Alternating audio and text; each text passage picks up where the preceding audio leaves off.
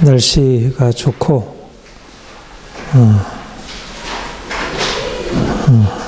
하나님이 만드신 세상이 아름답습니다.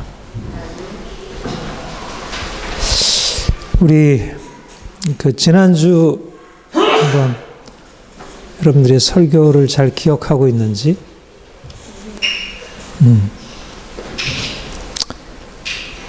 지난주 설교 제목이 뭐죠?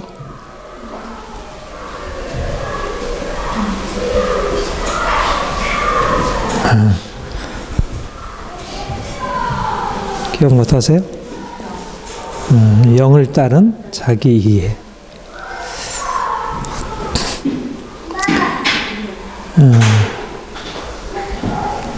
자기 이해. 자기 이해가 뭐예요? 자기 이해? 자기를 이해하는 것. 내가 누구인지. 그걸 보통 우리가 정체성이다 그렇게 얘기하죠. 아이덴티티. 내가 누구냐를 이해하는 것이 어떤 인생을 살아가느냐에 있어서 중요하다는 것이죠. 여러분은 자신을 어떻게 이해하고 있어요? 무엇이라, 누구라 이해하고 있어요? 각자 가지고 있는 자기 자신에 대한 이해가 있어요. 어린아이도 너는 너를 누구라고 생각하니? 이렇게 물어보면 잘 대답은 못해도 나름대로 자기 자신에 대한 이해가 있죠.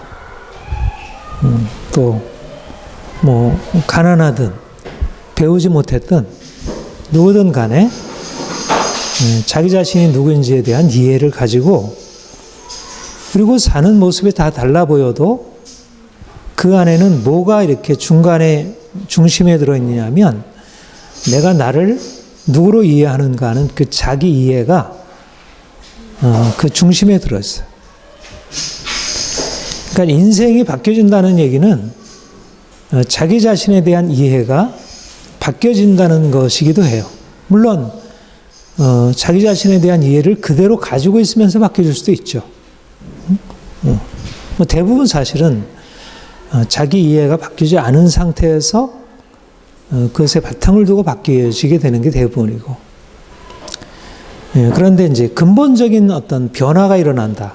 야, 진짜 달라졌다. 진짜 갱생,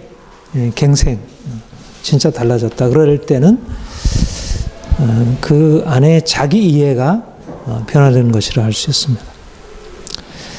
지난주에 홍 목사님이 자기 이해가 변화되는 것에 대해서 얘기를 했는데 어떤 변화를 얘기를 했죠? 어떤 자기 이해가 있고 어떤 자기 이해가 있다? 육체를 따른 자기 이해와 영을 따른 자기 이해. 육체를 따른 자기 이해. 내가 누구냐를 이해하는 데 있어서 말하자면 보이는 대로 내가 가지고 있는 외적인 나의 상태, 조건들 이런 것을 가지고 자기 이해하는 것, 이것을 이제 육체에 따른 이거는 돈이 많아도 육체를 따라 할 수 있고 돈이 작아도 육체를 따라 할 수 있고 돈이 많은 사람은 나는 부자야. 나는 인생이 참 자랑스러워. 이렇게 이제 스스로 생각하겠죠. 또 돈이 없는 사람은 육체를 따라 자기를 이해할 때 나는 너무 가난해서 보잘것없고 내 인생은 왜 이렇게 초라한지 모르겠어. 그게 이제 대부분 주님을 만나기 전에 주님 없는 사람들이 가진 자기 자신에 대한 이해라고 한다면 우리가 주님을 만난 뒤에 바뀌어지는 게 뭐냐면 육체를 따라 자기를 이해하기보다 영을 따라 이해한다는 얘기는 믿음으로 하나님 보시는 관점으로 그러니까 내가 가난하다는 사실 그 자체보다는 하나님이 나를 사랑하시고 내가 비록 가난해도 하나님의 사랑받는 자라는 새로운 정체성으로 자기를 이해하는 것이죠. 또 내가 부자라 하더라도 전에는 그 부가 대단하게 생각되고 그래서 사람들에게 그거를 어떻게든지 과시하려고 하고 그거를 보여주려고 했다면 이제는 자신이 부자라 하더라도 그것에 의해서 나를 평가하고 사람들로부터 그걸 가지고 인정받으려 하기보다 자기가 예수님 안에 있고 그리고 주님 앞에 자기가 주인이고 자기는 그렇게 자랑할 만한 존재가 아니라는 것을 인정하고 겸손하게 살아가는 것. 그러니까 사실은 자기 이해가 바뀌어져야 진정으로 그리스도인이 되어간다고 할 수가 있습니다. 뭐 성경도 많이 알 수 있고 뭐 이러저러하게 이제 그런 교회 경험이 많이 있을 수 있어도 사실 자기 이해가 바뀌어지지 않은 그리스도인들이 너무 많아요. 그렇죠? 정말 뭐 몇십 년 동안 신앙생활하고 뭐 집사, 권사, 뭐 장로, 목사라 하더라도 자기 자신을 이해할 때 그런 인간적인 모습으로 자기를 이해하고 거기에 대해서 주눅들어 하기도 하고 그것 때문에 자기 스스로를 대단하게 여기기도 하고 우리가 이제 주님을 더 깊이 알아갈수록 육체를 따라 자기를 이해하던 것에서 이제는 영을 따라 자기를 이해하는 그런 자기 이해의 전환, 변화가 일어나는 것 여러분들에게 더 이런 변화가 이런 전환이 더 분명하게 일어나고 또 이것이 계속되기를 한 번만 되는 건 아니에요. 계속 어떻게 우리가 평생 되는 것입니다. 그러니까 지난주에도 말씀했지만 우리 자기의 핵심은 뭐냐면 너희는 하나님께로부터 나와서 예수 안에 있고 이게 자기의 핵심이에요. 내가 지혜자냐 내가 능력이 있느냐 내가 부자냐 그러니까 이런 것이 나를 평가하는 중요한 기준들이 아니고 내가 누구 안에 있느냐 내가 이 세상 가운데 사람들 가운데 살아가고 있느냐 아니면 내가 예수 안에 있느냐 너희는 하나님께로부터 나와서 얼마나 놀라운 사실이에요. 우리는 사람으로부터 나와서 사람들 가운데 사는 게 아니라 하나님께로부터 나와서 예수 안에 있다는 거 얼마나 놀라운 일이에요. 뭐 아무리 부자라 하더라도 뭐 국회의원 대통령이라 하더라도 세상에서는 그 대단할지 모르지만 하나님께로부터 나와서 예수 안에 있다는 것은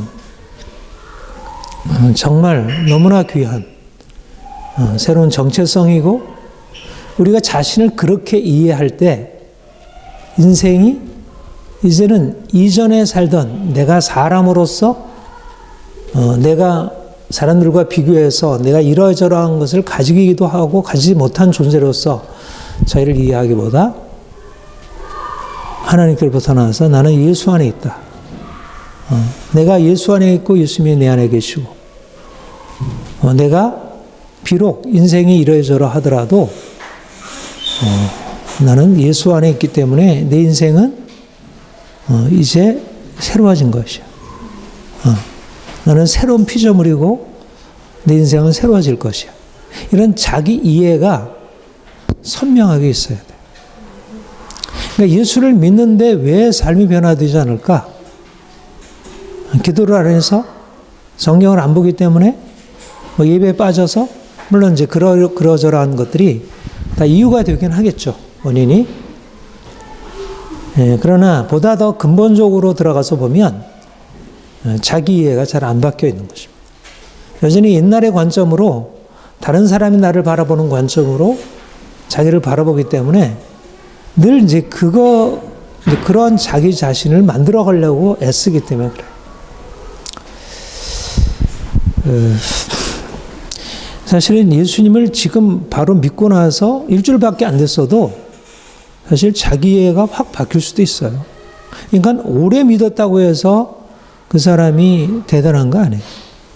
목사라고 해서 대단한 거 아니에요. 신학 박사로 해서 대단한 거 아니에요. 일주일밖에 안 됐어도 정말 주님이 안에 들어와서 아, 내 인생이 이렇게 바뀌어졌구나 하면 그때부터 인생이 달라지기 시작하는 거예요. 예. 그래서 이제 두 가지 사람, 내가 육체에 속한 사람, 영에 속한 사람, 두 가지 사람으로 그 정체성이 나눠질 수 있고 육에 속한 사람에서 영에 속한 사람으로 바뀌는 것. 예. 그런데 내가 나를 육체에 속한 사람으로 생각할 때 그 사람이 사는 삶의 방식과 또 자신을 영에 속한 사람이라고 생각하면서 사는 삶의 방식이 같을까요? 다를까요? 예, 분명히 달라지겠죠. 달라도 진짜 달라지겠죠. 엄청나게. 그러니까 내가 나를 이해하는 것이 내 삶을 결정지어줘. 이게 중요한 사실. 내가 어떻게 살아가느냐, 내가 인생을 얼마나 아름답게 그리고 진정으로 좋은 삶으로 살아갈 수 있느냐 하는 것은 내가 나를 무엇으로 이해하느냐. 우리가 사는 삶에 대해서 열매를 맺는다 그렇게 얘기를 해요. 여러분, 좋은 열매 맺는 나무는 어떤 나무일까요? 좋은 나무일까요? 나쁜 나무일까요? 좋은 나무죠. 나쁜 열매를 맺는 나무는 나쁜 나무. 당연하게 그러죠. 그렇죠? 그러니까 나무라고 하는 것은 정체성을 말한다면 열매는 정체성을 통해서 나타내는 삶을 말해요. 그러니까 여러분들 자신이 삶에서 나타내는 열매가 아름답고 좋기를 바랍니까? 아니면 형편없고 별 볼 일 없길 바랍니까? 아름답고 좋기를 바라겠죠. 그러니까 주님이 이렇게 말씀하셨어요. 열매로 그들을 알지니 가시나무에서 포도가, 엉겅퀴에서 무화과가 열리겠느냐. 좋은 열매마다, 좋은 나무마다 좋은 열매를 맺고 나쁜 나무는 나쁜 열매를 맺는다. 그러니까 인생에 있어서 좋은 열매를 맺는 사람, 그 사람은 그 안에 좋은 나무라고 하는 그 본질이 들어있는 것입니다. 나쁜 열매를 맺는 사람은 그 안에 본성이 있어서 나쁜 것을 가지고 있는 거죠. 여러분은 어떤 열매를 맺고 있나요? 좋은 열매. 우리 주위에 많은 사람들이 있죠. 많은 사람들이 있어요. 우리 가족들 있고, 친구들이 있고, 우리의 이웃들이 있고. 근데 우리 자신도 그렇고, 우리 가족들도 그렇고, 친구들도 그렇고, 이웃들도 그렇고, 참, 왜 저렇게 사나? 왜 이렇게 사나? 좀 좋은 열매를 맺으면 얼마나 좋을까? 여러분, 그런 생각 많이 하죠. 근데 우리 자신도 그렇고, 우리 주위에 있는 사람들도 그렇고, 좋은 열매 맺기도 하죠. 우리 기쁨도 주기도 하고, 이제 우리가 그것 때문에 행복하기도 하고. 그런데 많은 경우에는 좋은 열매를 맺기를 원하는 자기 자신에게서, 우리 아이들에게서, 남편과 아내에게서, 또 우리 친구들이나 이웃에게서 그렇게 좋은 열매보다는 나쁜 열매를 너무 많이 보게 돼. 그렇죠? 그래서 이게 우리의 고민이에요.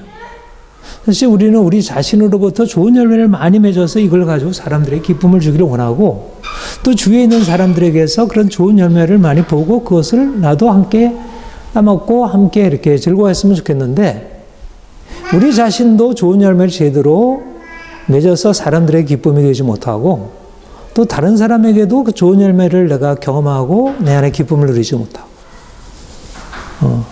이게 이제 인생의 불행이라는 것입니다. 근데 성경은 이걸 뭐라고 얘기를 하냐면 단지 열매의 문제가 아니라 나무의 문제라는 거예요. 나무의 문제. 그러니까 우리의 본성이 나쁜 열매를 맺을 수밖에 없는 본성이라면 가시나무나 엉겅퀴 나무에서 무화과나 포도를 맺을 수 없다는 거예요. 그러니까 본성이 바뀌지 않으면 인생이 아름다운 삶을 드러내지 못한다는 거죠. 사실은 본성이 어떤지 에도 이제 철학적으로 많은 이제 논의들이 있죠. 그런데 이제 조금 전에 이제 말씀드린 대로 우리의 그 자신의 정체성에 대한 이해, 자기 이해가 어디에서 어디로 바뀌었다고요? 육체에 따라서 자기를 이해하는 것으로부터 영에 따라서 자기를 이해하는 것으로. 근데 육체라고 하면 말하자면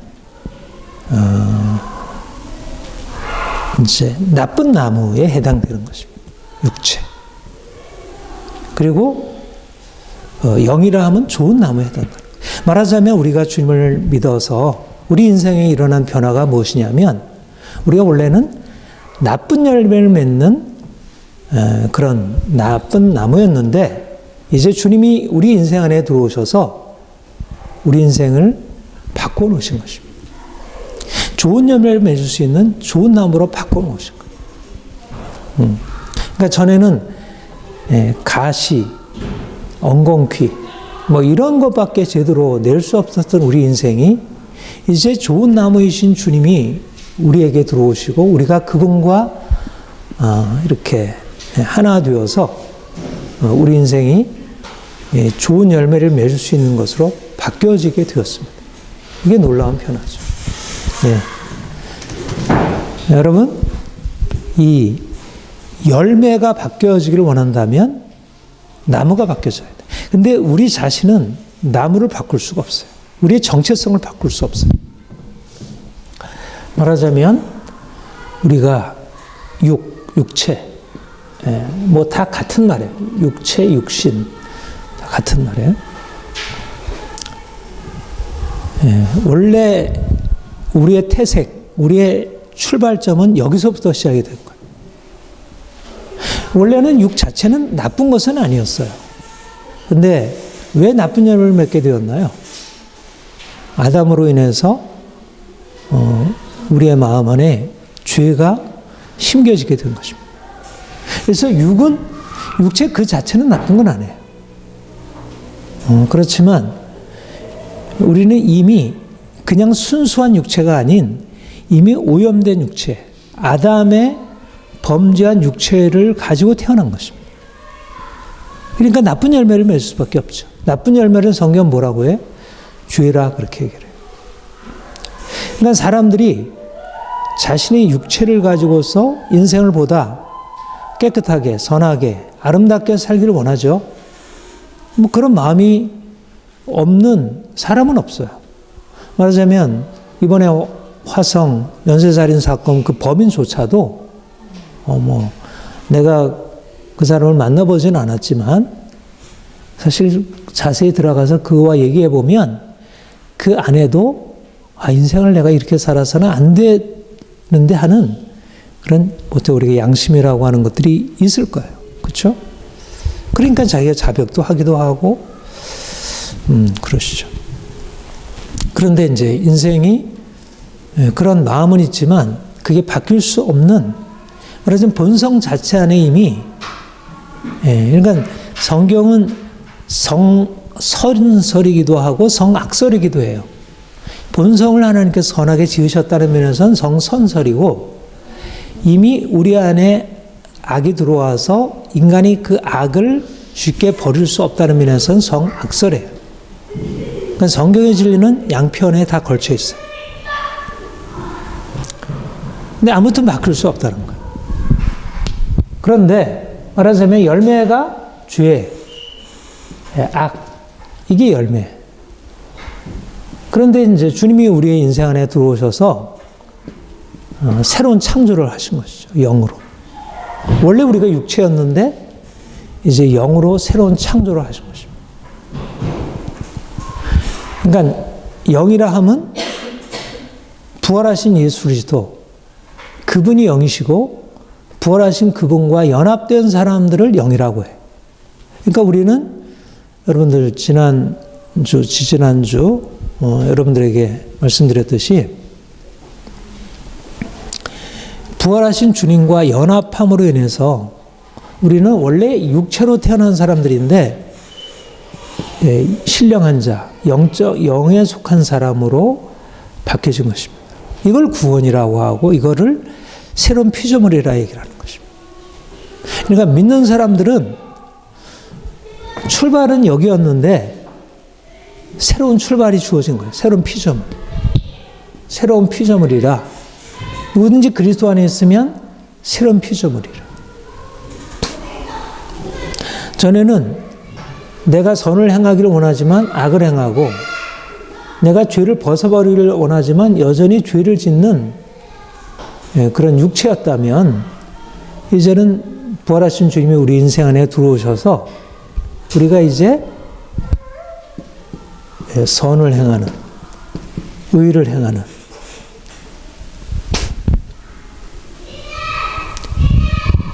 이거를 구원이라 얘기를 하는 것입니다. 그러니까 우리가 예수를 믿어서 신령한 자가 되고 영에 속한 사람이 된다는 얘기는 우리 안에 나쁜 나무의 그 본성, 그 DNA가 이제 예수님의 피로 씻겨지고 그 부활의 생명으로 접붙여져 가지고 우리가 좋은 열매를 맺는 새로운 DNA로 바뀌어진 것입니다. 그러니까 여러분들이 자기 자신을 이해할 때 나는 누구인가? 나는 육체인가? 나는 육에 속한 사람인가? 아니면 나는 영에 속한 사람인가? 어디로부터 이해를 해야 돼요? 이 영에 속한 사람이라는 관점에서 자기를 이해하는 것입니다. 이게 중요한 정체성의 자기 이해예요. 근데 여러분들 사는 거 보면 어때요? 사는 거 보면 어디에 더 가까워요? 여기에 가까워요? 여기에 가까워요? 이쪽에 더 가깝죠. 우리가 다 아주 오래된 이 본성을 그렇게 완전히 벗어버리지 못하고 여전히, 그러니까 우리는 이미 사실은 이미라는 이 already, 영어로 already라고 하죠. 이미 우리는 이쪽으로 옮겨진 사람. 누구든지 그리스도 안에 있으면 새로운 피조물이라. 새로운 피조물이라. 새로운 피조물이라는 말이나 그리스도 안에 있다는 말이나 신령한 자라는 말이나 사실 다 같은 말이에요. 그 좀 내용적으로 다를 뿐이지 지칭하는 대상은 같아요.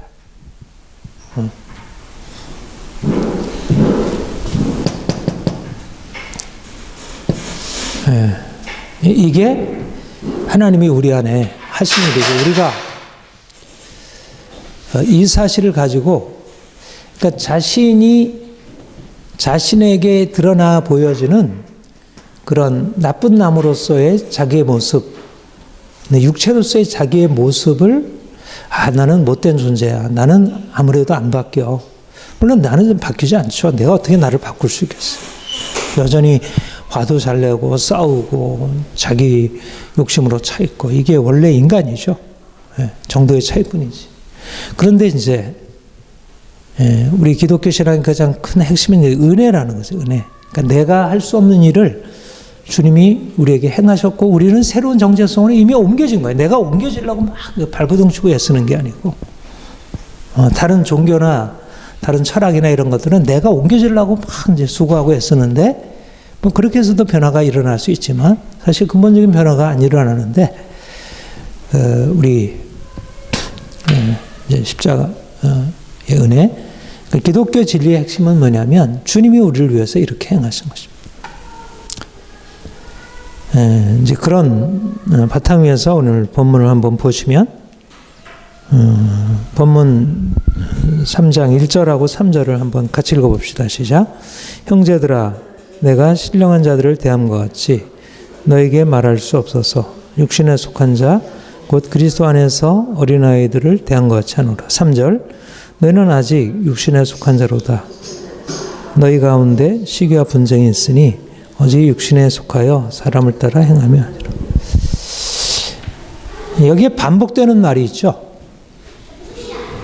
하나는 신령한 자라는 말이 이제 처음에 나오고 내가 너희를 신령한 자로 대할 수 없어서 육신에 속한 자로 대한다. 너희가 아직 육신에 속한 자로다.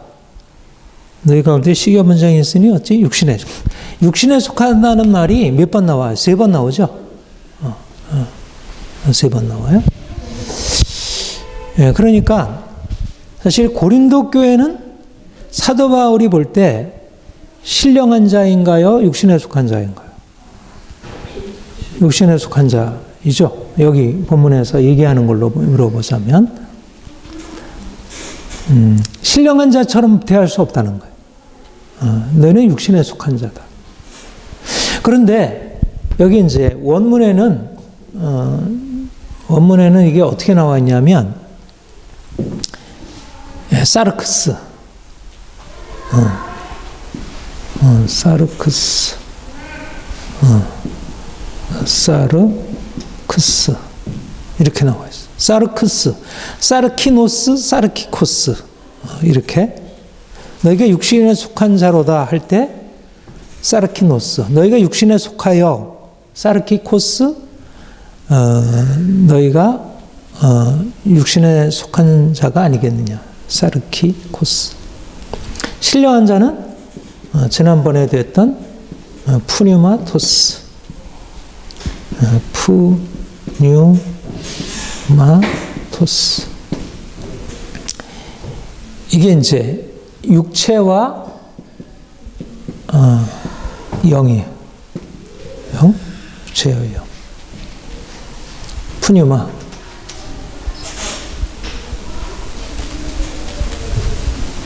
푸뉴마, 사르크스와 푸뉴마. 여러분 지난번에 헬라어 원문 한번 한 적 있죠? 그때는 뭐와 뭐의 대조였죠? 2장 14절, 15절. 그때는 사르크스가 아니라 푸시케였죠. 푸시케. 혼과 영. 여기서는 사르크스와 푸뉴마. 그런데 사실은 원어상은 분명히 다르지만 그러나 내용상에 있어서는 거의 같은 의미예요. 사르크스라고 먼저 하는 것은 좀 지적인 기능 쪽에다 앞서서 지적인 기능을 의미해서 사르크스라고 한 것이고, 푸니마로, 푸시케라고 한 것이고, 여기서는 좀 행함에 연관되어서 했기 때문에 사르크스라고 한 것이고. 아무튼 좀 복잡하죠. 제 원어가 나오면 좀 복잡해요. 근데 아무튼 사르크스와 그러니까 고린도 교회가 어디에 있다고요? 여기 있어요, 여기 있어요. 왼쪽에 있잖아요. 근데 아까 뭐라고 했어요? 우리 그리스도인들은 그리스도 안에 있으면 어디라? 새로운 피조물이라. 그리스도인들은 신령한 자예요, 육에 속한 자예요? 신령한 자예요. 근데 고린도 교회는 지금 예수를 믿고 있어요, 믿지 않아요? 행위가 문제가 있지만은 그들이 서로 싸우고 있지만은 그들은 믿는 사람들이에요. 그러니까 우리랑 비슷한 사람들이죠. 예수를 믿고 있지만 여전히 싸우고 여전히 문제가 있는 사람들이에요. 그러니까 이거 분명히 믿음이라는 차원에서 보면 영에 속한 자이고 행함이라는 차원에서 보면 이쪽에 속한 것이고 이게 이제 헷갈리는 것입니다. 사실 우리가 그래서 늘 고민하게 되는 게 나는 도대체 이게 분명히 예수를 믿는 사람이고 예수 안에 있다고 하는데 왜 내 삶에서는 예수님의 흔적, 예수님의 열매가 잘 나타나지 않고 이렇게 인간적인 어떤 냄새가 자꾸 나타날까? 이게 이제 고민입니다. 우선 이제 그 얘기는 놔두고 우선 고린도 교회에 대해서 내가 너희를 신령한 사람으로 대할 수 없어서 육에 속한 자와 같이 대하노라. 너희 중에 시기와 분쟁이 있으니 너희가 육신에 속하여 육신을 따라 행함이 아니리요 사람을 따라 행함이 아니리요 이렇게 얘기를 했어요. 그러니까 그들에게 사도 바울이 너희가 육신에 속한 자라고 얘기할 때 그 이유는 뭐예요? 시기와 분쟁. 시기와 분쟁. 고린도 교회에 어떤 시기와 분쟁이 있었죠? 1장 12절에 보면 사실은 처음부터 이제 요 얘기를 하고 시작했어요. 고린도 교회는 사도 바울이 세운 교회예요. 근데 이제 사도 바울은 선교사로서 여러 지역에서 이렇게 복음을 전하면서 고린도 교회 얘기를 들은 것입니다. 근데 그 고린도 교회에 어떤 문제가 일어났냐면 서로 파당이 생겨요. 당파가 생긴 거예요. 근데 그 당파가 왜 일어나게 됐냐면 그 당시에 가장 탁월한 말씀 사역자들, 복음 사역자들의 대표가 이방인의 대표로서, 이방인 선교사로서, 이방인 사역자로서 바울이 있고 아볼로가 있었어요. 아볼로도 이방인 사역을 하던, 다 유대인들이긴 하지만 이방인을 위해서 하나님께서 부르시고, 그런데 유대인들에게 전하는 게바가 있었어요. 그래서 이 지도자들을 중심으로 해서 파당이 지어진 것입니다. 마치 우리가 뭐 칼빈을 따르는 장로교가 있고, 뭐 루터를 따르는 루터파가 있고, 뭐 웨슬레를 따르는 감리교가 있고, 이거는 그래도 그냥 나눠져 있어가 그런데 한 교회 안에 말하자면 뭐 예를 들면 감리교, 성결교, 뭐 이렇게 순복음이 이렇게 서로 나누면서 서로 옳거니 그르거니 막 싸우고 있는 형국인 것입니다. 그래서 네 파가 있었는데 하나는 바울파, 아볼로파, 게바파, 베드로파, 또 하나는 그리스도파. 이 네 파가 나뉘어져 서로 싸웠어요. 그런데 이제 사도 바울이 이것을 보고, 여러분 싸움이 다 나쁜가요? 다 나쁜 건 아니죠. 어떤 건 좋은 싸움이 있어요. 사단과의 싸움, 죄와의 싸움, 이런 건 좋은 싸움이죠. 불의와의 싸움, 이건 싸워야죠. 그런데 서로 사랑해야 할 성도들이 서로 싸우고, 그것도 그 싸움도 진정한 의미에서 건설적인 싸움이 아닌 자기가 옳다고 하고 사람들을 이렇게 틀렸다고 하고 서로 그런 방식으로 막 싸우면 그거는 마치 우리나라 지금 정치를 보면 보수 진보의 싸움이 그렇잖아요. 뭐 전혀 이게 건강한 싸움보다는 오히려 좀 안 좋은 싸움의 그런 모습이 너무 많아요. 그러니까 우리가 주님을 따라가기 위해서 영적인 삶을 위해서 때때로 싸움이 필요하지만 지금 고린도 교회가 보여주는 모습은 뭐냐면 이 사르크스, 육체에 속한 사람들이 보여주는 믿기 이전에 서로 돈 때문에 싸우고, 뭐 자기의 권리를 위해 싸우고, 뭐 자기의 어떤 성격 때문에 싸우고. 여러분들도 부부싸움 많이 해봤죠? 그러면 그 싸움의 이유들이 뭐 아주 진리를 위한 싸움들이 아니잖아요, 거의. 또 진리를 위한 싸움으로 한다 그래도 결국은 싸움은 굉장히 안 좋은 열매들이에요. 여러분, 싸울 때 아이들에게 그걸 보여주고 싶나요? 그렇지 않죠. 왜냐하면 아이들한테 그것은 안 좋은 모습이니까. 아무튼 싸움이라는 건 별로 좋을 때가 많지 않아요. 그런데 고린도 교회가 그랬다는 것입니다. 교회 안에서 모여서 하나님을 예배하고 하나님을 찬송하고, 그러고 나서 이제 끝나고 나서 또 이제 서로 뭐 바울파, 뭐 아볼로파 서로 이제 논쟁하고 서로 싸우고. 그래서 사도 바울이 너희가 시기와 분쟁이 있으니 너희가 육신에 속한 자가 아니라, 말하자면 열매로 안다는 것입니다.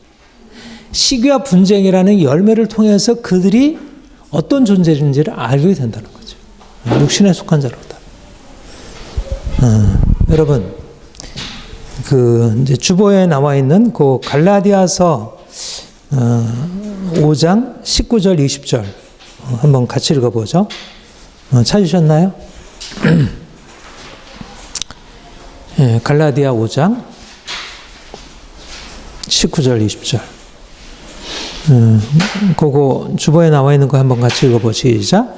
육체의 일은 분명하니 원수 맺는 것과 분쟁과 시기와 분냄과 당짓는 것과 분열한 것과.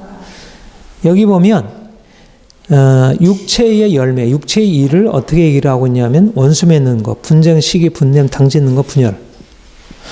그러니까 지금 고린도 교회가 나타내 보여주는 열매는 어디에 속한 거예요?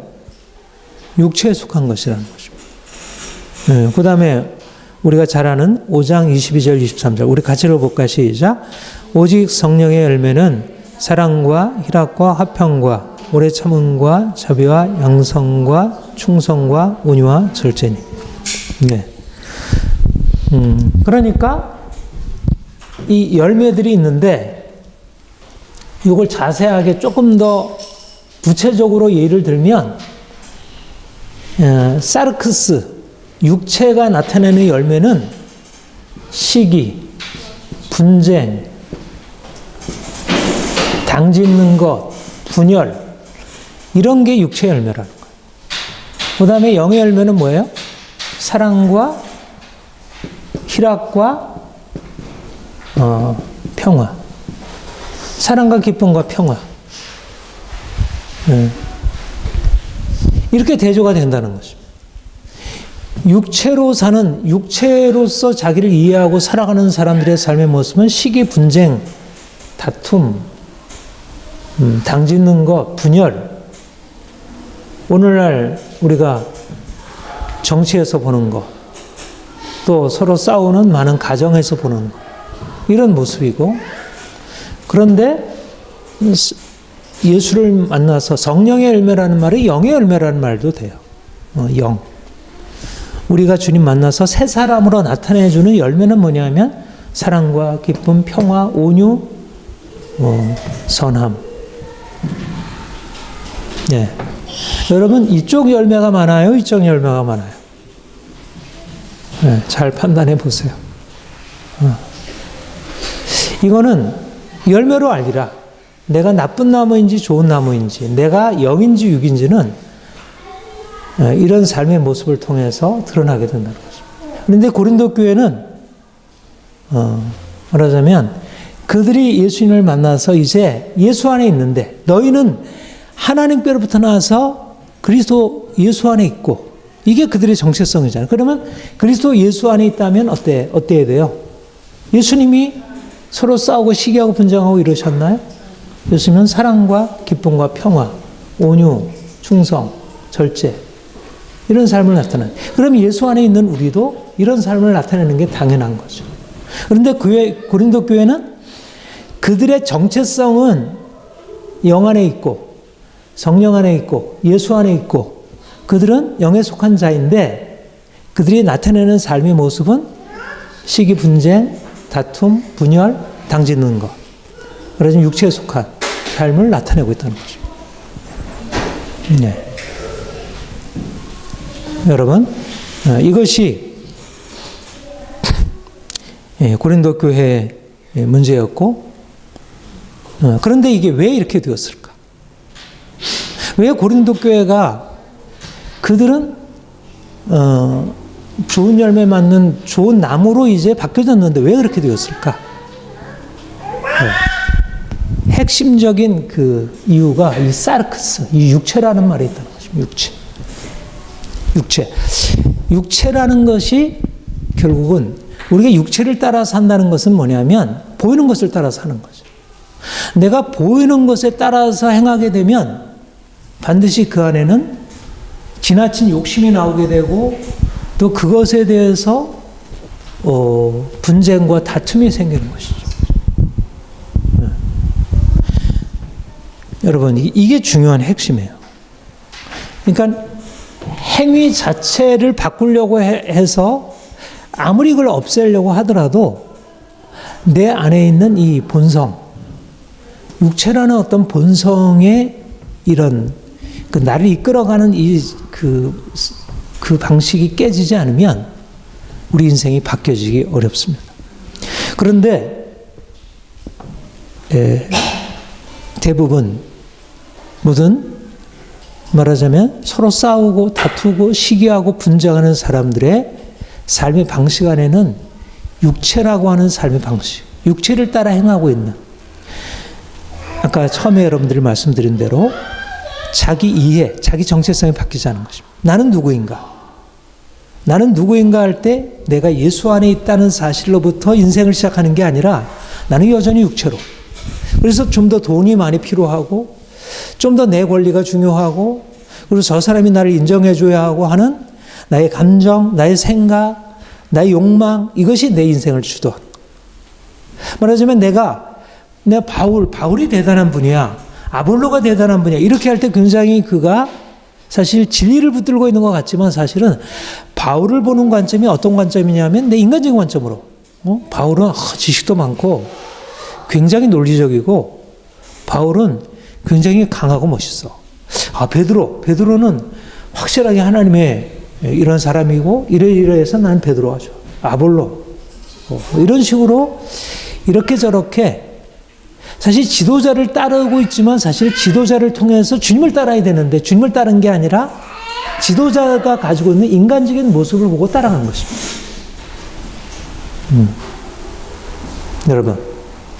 여러분들이 만약 이러저러한 여러분들 안에 이런 열매가 있다면 검토해야 할 것은 바로 이 부분이에요. 내가 지금 어디에 속해서 살고 있는가? 내가 무엇을 보고 보이는 것에 따라서 살고 있는가? 아니면 보이지 않는 하나님에 의해서 살고 있는가?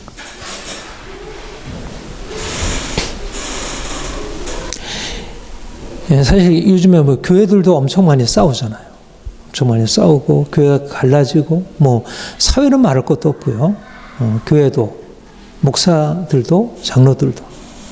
근데 그들이 사실은 주님을 믿고 있다는 사실이 거짓말은 아닐 수 있지만 그러나 진정한 믿음으로 온전하게 이 안으로 들어가서 영으로 살지 않는 것입니다.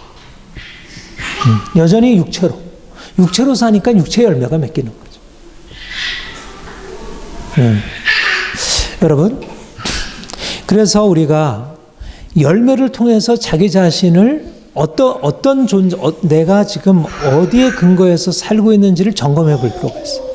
내내 여전히 분노가 있고 화가 있고 내내 분명히 어떤 지나친 두려움이 있고 열등감이 있고 내 안에 지나친 욕망이 있고 이런 것은 내가 여전히 하나님이 내게 주신 새로운 정체성으로 살아가기보다는 여전히 이전의 정체성으로 인생을 살아가고 있는 것이죠.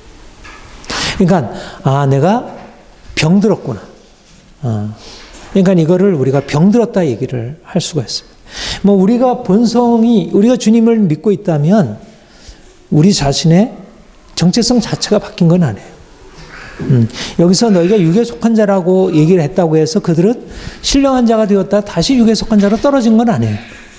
그렇다 하더라도 그들은 자기의 본성, 자기의 새로운 정체성에 부합하지 않게 살고 있는 거죠. 말하자면 여러분들에게 지난번에도 이제 그런 말씀을 드렸지만 산자와 죽은 자가 있는데 잠자는 자는 산자의 죽은 자. 잠자는 자는 산자이죠. 근데 그 모습을 보면 어때요? 죽은 자 같죠. 그러니까 시기와 분장과 당짓는 것과 분열 이런 것이 있다는 것은 사실상 그가 온전하게 자기에 속해 있는 생명, 예수님의 그 거룩한 생명을 드러내지 못하고 이전의 사람으로, 옛사람으로 살고 있는 거지. 이게 위기가 찾아온 것입니다. 그러니까 내 안에 분노가 있고, 내 안에 헛된 욕망이 있고, 내 안에 교만이 있고, 내 안에 수많은 다툼이 있고 하다는 것은 내가 뭔가 지금 문제 가운데 있구나. 내가 이것을 해결해야 됐구나. 근데 이걸 어떻게 해결해야 한다고요? 내가 스스로 나 이거 더 이상 이런 나쁜 감정 품지 말아야지. 내가 더 이상 미워하지 말아야지. 분노하지 말아야지. 이렇게 해가지고 내가 바뀌어지나요? 안 되죠. 우리 안에 그러니까 우리의 새로운 정체성. 너희는 하나님께로부터 나서 그리스도 예수 안에 있고 이 새로운 정체성에 근거해서 우리가 주님께 나아가 주님이 내 안에 들어오셔서 그분의 일을 행하시도록. 아무튼 그러려면 우리 실상이 어떤 것인지 그러니까 우리가 행하는 행함이 사실은 아무런 의미가 없질 않아요. 우리 자신을 돌아보게 하고, 그래서 이제 여기서부터 벗어나서 이때 우리가 어떻게 해야겠습니까? 이제 우리가 어디로? 이제는 온전하게 이 영에 속한 사람으로서의 합당한, 그래서 성경에 보면 그렇게 얘기를 하죠. 부르심에 합당한 삶을 얘기를 하죠. 겸손과 온유와 오래 참음과 사랑. 그러니까 부르심에 합당한 삶으로 살아가도록 하는 것입니다. 말하자면 신령한 자가 된다는 얘기는 우리의 삶의 방향성이 바뀌어지고 삶의 열매들이 달라졌다는 거죠. 근본적으로 달라진다는 거예요. 사실 내가 내 인격을 바꾼다는 것은 불가능에 가까워요. 더군다나 여러분이나 저처럼 사실은 태어날 때부터 어떤 그렇게 아주 좋은 그런 환경 속에서 태어나지 못하면 사실상 바뀌어지기가 너무 어려워요. 그런데 우리에게 놀라운 복음이 있잖아요. 복음이 뭡니까? 주님이 우리를 위해서 죽으셨고 우리가 주님과 함께 죽고 주님과 함께 다시 살 수 있는 새로운 길이 열린 것입니다. 그러니까 우리는 원래는 여기에 속하던 자, 우리는 우리의 본성으로 하면 이것을 벗어버리기가 쉽지 않은데 이제 주님이 은혜로 우리에게 찾아오셔서 우리 인생을 바꿔놓으셨고, 그래서 나쁜 열매 맺던 우리가 이제 좋은 열매 맺는 새로운 나무로 바뀌어지게 된 것입니다. 그러면 이제 이것을 기대하고 우리 안에 있는 나쁜 열매가 보여질 때마다 이것을 바꿔놓으실 수 있는 예수 그리스도의 생명이 우리 안에 역사하도록 우리가 주님께 나아가 계속 그 주님의 방식으로 그것을 바꾸는 작업을 하는 거죠. 이게 시간이 걸려요. 시간이 걸려요. 이스라엘 백성들은 광야 40년을 거쳤어요. 40년 거치고 나서도 다시 또 가나안에 들어가면 또 그렇게 되잖아요. 사실 우리가 예수님을 믿고 난 이후에 사실 이 운동을 계속하는 거예요. 이 운동. 말하자면 육체에서 영으로 바뀌기 전에 이 운동을 계속하는 거예요. 시기, 분쟁, 다툼에서 사랑과 기쁨과 평화로 나아가는 이 운동을 하는 것입니다.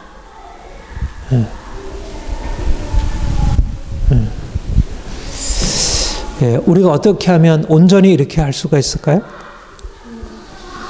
주님과 온전하게 연합하는 것, 영으로 살아가는. 그 뒷부분에 거기 한번 같이 읽어보죠. 갈라디아 5장 24절 같이 한번 읽겠습니다. 시작. 그리스도 예수의 사람들은 육체와 함께 그 정욕과 탐심을 십자가에 못 박았네. 우리가 어떻게 바뀌어질 수 있을까? 어떻게 육체가 영으로 바뀌어질 수 있을까? 여기에 십자가가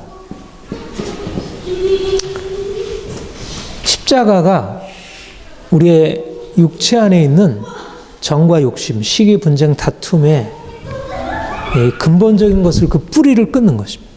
뿌리를 단절하는 것. 우리 안에 옛사람의 본성이 우리의 옛사람의 본성의 뿌리로부터 계속 시기, 미움, 다툼 이런 것들이 계속 올라오는데 주님의 십자가가 그리스도의 십자가에 그리스도와 함께 육체와 함께 그의 정과 탐심을 십자가에 못 박은 일. 십자가에 못 박았고 또 계속 십자가의 앞에 나아가 우리 자신을 못 박고. 이게 해답이에요. 그러면 우리가 주님과 함께 못 박히면 어떻게 돼요? 다시 사는 것입니다. 무엇으로 살아요? 영으로 사는 것입니다. 육체가 그리스도와 함께 십자가에 못 박혀 죽고 나쁜 열매 맺는 육체가 십자가에 못 박혀 죽고 이제 좋은 열매 맺는 영으로 살게 되는 것입니다. 해답은 십자가입니다. 우리가 그동안 쭉 말씀을 살핀 대로 십자가의 말씀이 멸망하는 사람들에게 미련한 것이요 믿는 우리에게는 구원을 받는 우리에게는 하나님의 능력이라. 십자가의 말씀이 우리의 삶에 들어오고 우리가 십자가를 붙들고 살아가게 되면 우리 인생 안에 놀라운 치유, 놀라운 변화, 놀라운 자유함, 아름다운 열매를 맺을 수 있는 능력이 우리의 삶에 나타나. 사실은 불교도 나름대로의 그런 삶의 변화를 가져오게 하는 힘이 있어요. 집착을 끊고 하는 거. 그 다음에 유교도, 제가, 유교, 율곡의 경목요결이라고, 오늘 우리 공부할 때 내가 그거를 좀 여러분들한테, 그걸 제가 복사 와서 좀 읽어줄게. 거기 보면, 내 안에 선한 본성이 있기 때문에 내가 부지런히 나를 갈고 닦으면 그 뜻을 거기에다 정하고 갈고 닦으면 그렇게 될 수 있다는 거예요. 변화될 수 있다는 거예요. 그러니까 불교는 불교대로, 유교는 유교대로, 뭐 철학은 철학대로 나름대로 인생의 변화를 위해서 노력하면 될 수 있다. 물론 그것이 다 틀린 말은 맞는 얘기이긴 하지만 그러나 근본적인 우리의 본성 자체가 바뀌지는 않아요. 이 본성에서 요거 열매 없어도 또 올라오는 것입니다. 얼마 가지 못해서. 근데 사실은 우리 기독교 신앙의 해결은 이 본성 위에다가 좋은 열매 맺게 하려고 하는 그런 시도가 아니라 본성을 바꾸어서 십자가에 내가 과거의 본성은 죽고 이전 것은 지나갔으니 보라 새 것이 되었도다. 이전에 우리가 행하던 이전의 삶에서 벗어나서 이제 그리스도께서 우리 안에 행하시는 유대는 표적을 구하고 헬라는 지혜를 찾으나 우리는 십자가에 못 박힌 그리스도를 전하니 유대에게는 거리끼는 것이요 헬라에게는 이방인은 미련한 것이로되 오직 부르심을 입은 우리에게는 하나님의 능력이요 하나님의 지배니라. 하나님의 어리석음이 사람보다 지혜있고 하나님의 약하심이 사람보다 강하니라. 하나님의 어리석음, 십자가에 내가 못 박혀 죽는 거, 이건 어리석음이야. 내가 손해보는 것 같고 그렇게 해가지고는 내가 더 나를 잃어버릴 것 같고. 근데 십자가로 예수님은 끝나신 게 아니고 죽음을 통해서 더 놀라운 생명으로 들어가는 거죠. 내가 죽고 주님이 내 안에 사시면 내가 이제까지 내 인생을 살리려고 그렇게 발버둥치고 노력하는 것으로 이룰 수 없는 인생의 아름다운 열매를 거두게 됩니다. 여러분들이 사실 공부를 못했어도 대학을 안 나왔어도 뭐 학위가 없어도 사실은 여러분들 안에는 놀라운 가능성, 잠재력이 숨어 있어요. 자연적인 가능성도 있지만 그보다 하나님의 이 영원한 생명의 가능성이 여러분들 안에 숨겨 있어요. 그러니까 여러분들은 제가 요즘에 인문학여러 공부를 하면서 느끼는 거는 하나님이 우리의 자연적인 육체 안에도 너무나 엄청난 것을 숨겨 놓으셨는데 근데 이거를 여기서 죽고 이제 새롭게 영으로 태어난 우리가 얼마나 놀라운 인생을 살아갈 수 있을지. 저는 내 인생에 대해서 그렇게 기대하고 또 여러분에 대해서도 그런 기대를 갖습니다. 내가 죽고 주님이 내 안에 사시는 것. 십자가의 말씀이 우리 인생 안에 들어와서 내 인생을 전적으로 새롭게 하는 것. 내가 이제까지 왜 인생이 이렇게 힘들었나? 왜 인생이 이렇게 고달팠나? 내가 살아서 그렇구나. 내가 육체로 살아서 그렇구나. 그래서 그리스도 안에서 어린아이라 그렇게 했어요. 어린아이로서 분명히 어린아이에게 생명이 있지만 어린아이로서 이제 그 이전에 행하던 육체의 욕심으로부터 벗어나지 못하고 여전히 그거에 자꾸 끌려가는 것입니다. 근데 이제 보다 성숙한 믿음으로 성장해서 이제까지 이전에는 세상이 나를 자꾸 이끌고 가고 예전에 과거가 나를 이끌고 갔다면 이제는 말씀이 이끄는 대로 순종함으로 십자가의 길을 감으로 놀라운 인생의 변화가 주어지리라 그렇게 기대합니다. 저와 여러분이 이런 놀라운 은혜 안으로 더 깊이 나가기를 소망합니다.